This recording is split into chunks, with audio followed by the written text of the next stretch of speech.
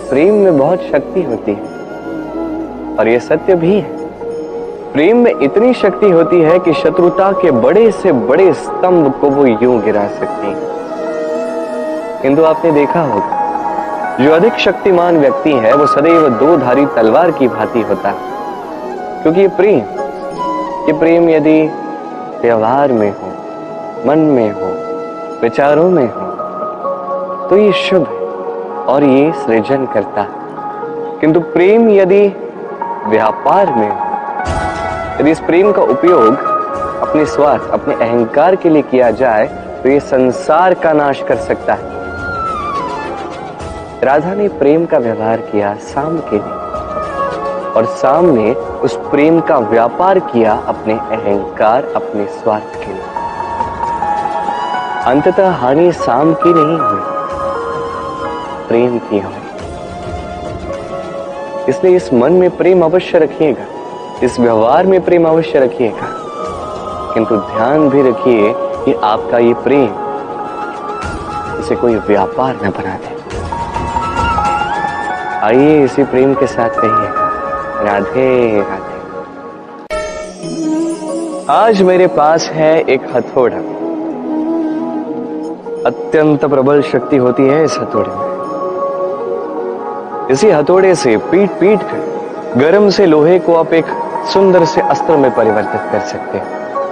इसी हथौड़े से प्रहार कर करके एक बड़े से बड़े पर्वत को खोद कर आप वहां एक नए मार्ग का निर्माण कर सकते हैं।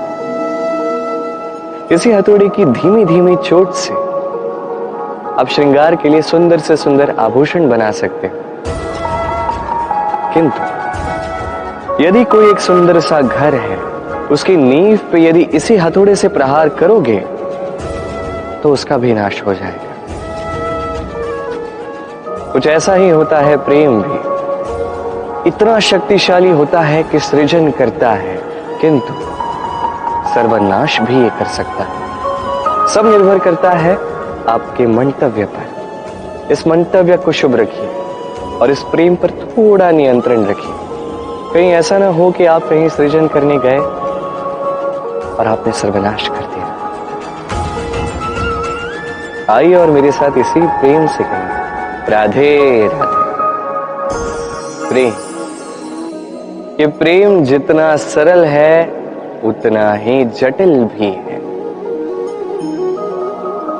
इस प्रेम के दो रूप होते हैं, सबलता और दुर्बलता। चयन आपका होगा। अब ये यदि किसी उदाहरण द्वारा मैं आपको समझाऊं तो माता पिता को ही देख लीजिए। माता पिता कभी कभी संतान से इतना प्रेम करते हैं कि उसे कहीं बाहर जाने ही नहीं देते, और इसके कारण संतान इतनी दुर्बल हो जाती है कि ऐसा भी हो जाता है आजीवन घर ही बैठी रहे। अब यदि यही माता पिता इस प्रेम में साहस ला दे, उस संतान से कहे कि तुम जाओ, इस संसार का अनुभव करो, अपना प्रारब्ध स्वयं रचो, इस संसार में सबसे श्रेष्ठ बन के दिखा, सबसे ऊपर उठकर दिखा, तो संतान ये करके भी दिखा सकती है। अब आप अपने प्रेम से अपनों को ही दुर्बल बनाते हैं या उन्हें सबल बनाते हैं, निर्णय आपका है। आइए और मेरे साथ प्रेम से कहिएगा, राधे राधे। पंच महाभूत, जीवन की रचना में इनका बहुत बड़ा योगदान है। क्या है ये पंच महाभूत? जल, वायु, अग्नि, धरती और आकाश। अब केवल जीवन की रचना में इनका योगदान नहीं है, शरीर की रचना में इनका योगदान नहीं है, अपितु ये हमारे जीवन के सबसे बड़े शिक्षक भी हैं। अब आप अचंभित हो जाएंगे कि कदाचित उस दृष्टिकोण से आपने कभी देखा ही नहीं। मैं आज आपको समझाऊंगा। इनमें से सबसे बड़ा तत्व जल, ये हमें क्या सिखाता है? जल, इसका नाम ही जल है, परंतु ये कभी हमें जलाती नहीं, ये कभी हमें जलन नहीं देती। ये क्या करती है?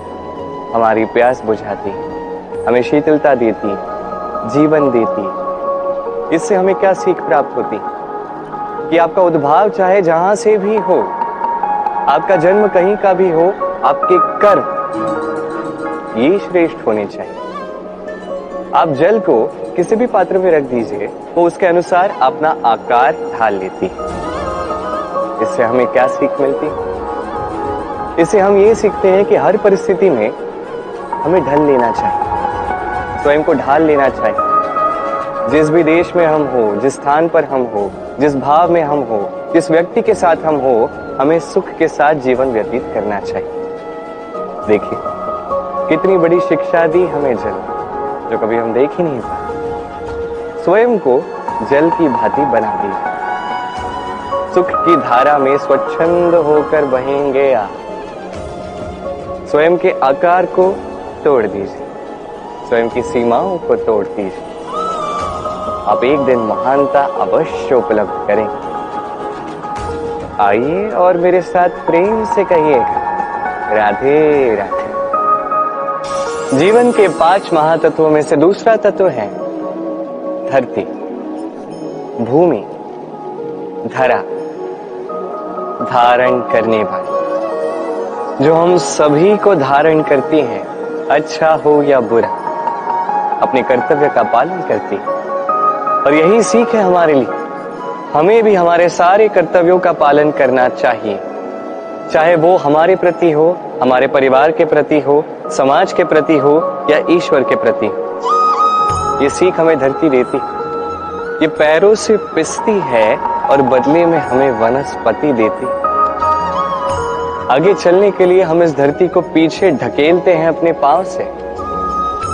ये धरती हमसे घृणा नहीं करती, ये हमारे अगले कदम की प्रतीक्षा करती है, उसका स्वागत करती है। और कदाचित इसीलिए इस धरती को धरती माता कहा जाता है। और ये पदवी, ये स्थान, ये सम्मान, ये प्रेम, इसके आकार के कारण या भार के कारण इसे नहीं मिला है, इसे मिला है इसके संस्कार के कारण। यदि आप भी धरती की भांति बन जाते हैं, यदि आप भी अपने सारे कर्तव्यों का पालन करते हैं, विश्वास के साथ उसे स्वीकार करते हैं, यदि किसी और की सफलता में भी आप प्रसन्नता प्राप्त करना सीख जाते हैं, फिर आप थोड़ा सा कष्ट सह के किसी और को प्रसन्नता दे सकते हैं, किसी और की सेवा कर सकते हैं, तो आप भी धरती की ही भांति महान बन सकते हैं। तो आइए और मेरे साथ प्रेम से कहिएगा, राधे राधे। जीवन के 5 महातत्वों में से एक है वायु। वायु जो कभी दिखती नहीं, अभी तो उसे अनुभव हम कर सकते हैं। और सबसे अधिक अनुभव इसका तब होता है जब वायु की कमी होती है। वायु लुप्त हो जाए तो तुरंत ही हमें ज्ञात हो जाता है कि अरे वायु तो नहीं है, ये तो समस्या होगी। अब इस वायु से हमें क्या सीख मिलती है? ये वायु हमें सिखाती है कि कभी हमें अहंकार नहीं करना चाहिए। हम सभी कहीं ना कहीं चाहते हैं कि हमारी श्रेष्ठता, हमारी योग्यता, हमारी महत्वता ये संसार समझे। पर अपनी महत्वता सिद्ध करने के लिए बल दिखाने की आवश्यकता नहीं, क्योंकि जब कोई व्यक्ति, ये समाज, ये संसार आपको स्वयं से दूर करेगा, आपसे दूर चला जाएगा, तो आपकी महत्वता क्या है इसका आभास उन्हें अपने आप ही हो जाएगा। आपको कुछ करने की आवश्यकता नहीं, वायु की भांति बन जाएगी। वायु जिसका कोई भार नहीं, परंतु जब समय आता है, जब तूफान का ये रूप लेती है, तो बड़े से बड़ा विध्वंस से मचा देती, और तब इसकी शक्ति की कोई तुलना नहीं। वायु जो अपने संचालन से पृथ्वी को प्राण देती, अपने परिवहन से ये मेघ लाती, इस धरा की प्यास बुझाती। वायु की भांति आप बन जाएंगे तो हल्के हो जाएंगे, ऊपर उठेंगे इस संसारिकता से, भौतिकता से, मोह माया से, और तब आपको आभास होगा कि प्रेम क्या है। तब आप जानेंगे कि देना ही जीवन है। तो आइए और मेरे साथ प्रेम से कहिएगा, राधे राधे। जीवन के 5 महातत्वों में से एक तत्व है आकाश। आकाश जो निराकार है, जिसका कोई आकार ही नहीं। आकाश जो अनंत है, और सदैव हमें ये लगता है कि ये आकाश हमसे जुड़ा हुआ है। क्यों? अभी आकाश हमारे लिए क्या कुछ नहीं करता, ये हमें उड़ने की स्वतंत्रता देता है। ये मेघों को धारण करता है ताकि हमारी प्यास बुझ सके। ये सूर्य को उसका स्थान देता है, चंद्रमा को उसका स्थान देता है, ताकि हमें प्रकाश भी मिले, अंधकार भी मिले, ताकि हमारे जीवन में सामंजस्य रह सके। अब आकाश से बहुत कुछ सीखने के लिए है। यदि हम भी आकाश की भांति बन जाते हैं, हमारे अपनों को वो स्वतंत्रता देते हैं जिससे वो उड़ सके, जिससे वो अपने सपनों को पूर्ण कर सके, जिससे वो इस जीवन को स्वयं अनुभव कर सके, स्वयं अपने पैरों पर खड़े हो सके, तो सोचिए हमारा अस्तित्व भी कितना विशाल हो जाएगा। यदि आप भी आकाश की भांति बन जाएंगे तो आप भी आकाश की ही भांति अनंत हो जाएंगे। तो आइए और मेरे साथ प्रेम से कहिएगा, राधे राधे।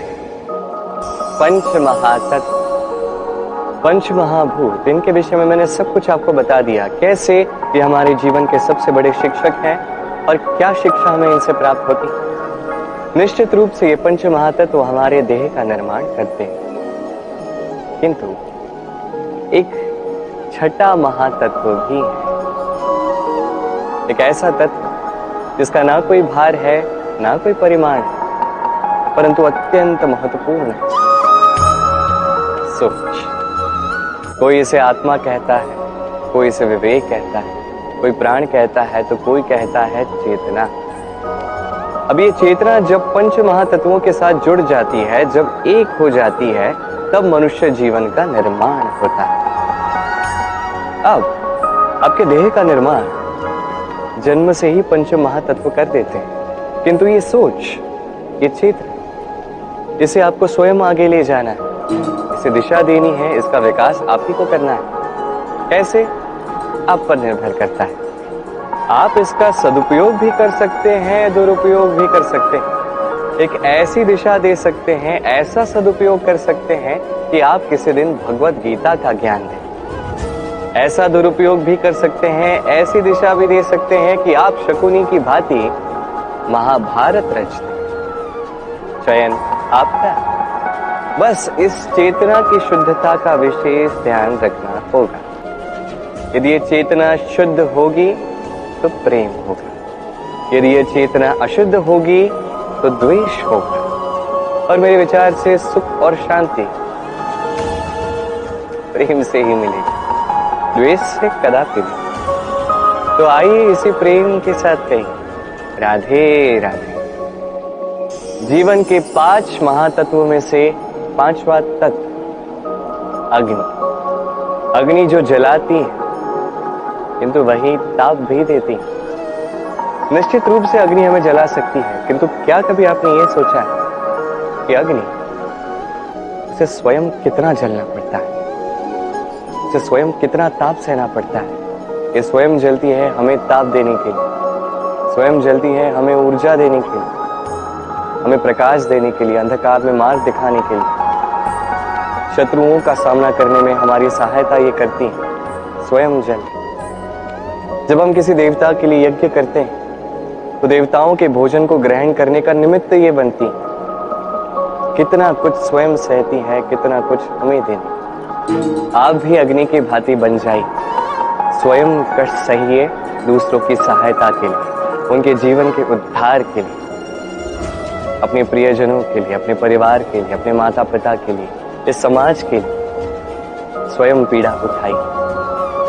प्रकाश पुंज बनिए और सबका मार्गदर्शन कीजिए, सबको मार्ग दिखाइए। जिस दिन आप अग्नि की भांति बन जाएंगे, उस दिन जैसे अग्नि की पूजा की जाती है, आप भी वैसे ही पूजनीय बनेंगे। जैसे हर शुभ कार्य में, हर यज्ञ में, हर पूजा में अग्नि को स्मरण किया जाता है, वैसे ही हर शुभ कार्य में आपको भी स्मरण किया जाए। और जिस दिन आप ऐसा बन जाएंगे, उस दिन जीवन का वास्तविक मर्म क्या है आप जान जाएंगे। तो आइए और मेरे साथ प्रेम से कहिएगा, राधे राधे।